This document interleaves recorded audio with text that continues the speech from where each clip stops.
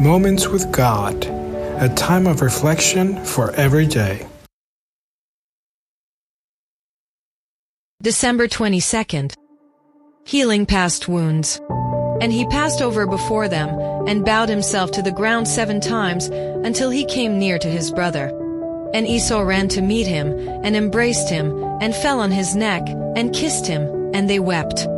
And he lifted up his eyes, and saw the women and the children, and said, Who are those with thee? And he said, The children which God hath graciously given thy servant. Genesis 33:3, 4, and 5. How long can hatred and resentment last in a person's heart? Have you ever heard of inseparable friends who ended up fighting and hating each other for the rest of their lives?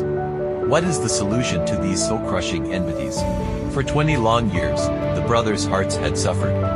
Esau harbored hatred, and his anger remained unquenched. Meanwhile, Jacob lived with the remorse of what he had done. Jacob had sought God's forgiveness, and God had blessed him, but a piece of the puzzle was missing to heal his heart. He had lived in his father-in-law's house for 20 years, married the sisters Leah and Rachel, and had almost all his children there. But he could not remain there. His brothers-in-law looked down on him. His father-in-law cheated him, and God himself had commanded him to return to Canaan, for that was his inheritance.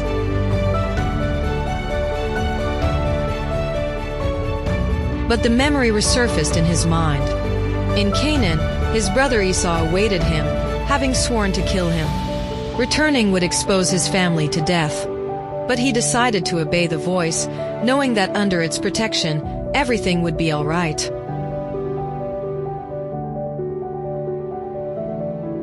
It was God who was with Jacob to bless him. Jacob was afraid, and when Esau learned of his brother's return, he gathered 400 soldiers to go and meet him and kill him. This news made the patriarch tremble, and he spent the whole night in prayer before God, asking for his favor. God came to his aid and also appeared to Esau in a dream to warn him not to harm his brother. On the day of their meeting, Jacob humbled himself, bowing before his brother and considering him his superior. Esau, seeing him with his children and wives, could not help but melt his heart with brotherly affection. His hatred had vanished, humility and repentance had penetrated his bitter heart, and he embraced his brother. They wept and made peace.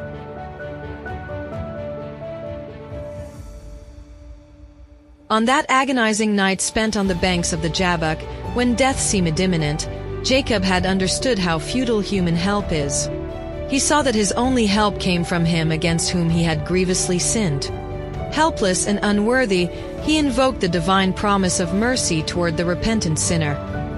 Jacob had repented of his sins, and after receiving God's forgiveness, he was able to obtain his brother's forgiveness.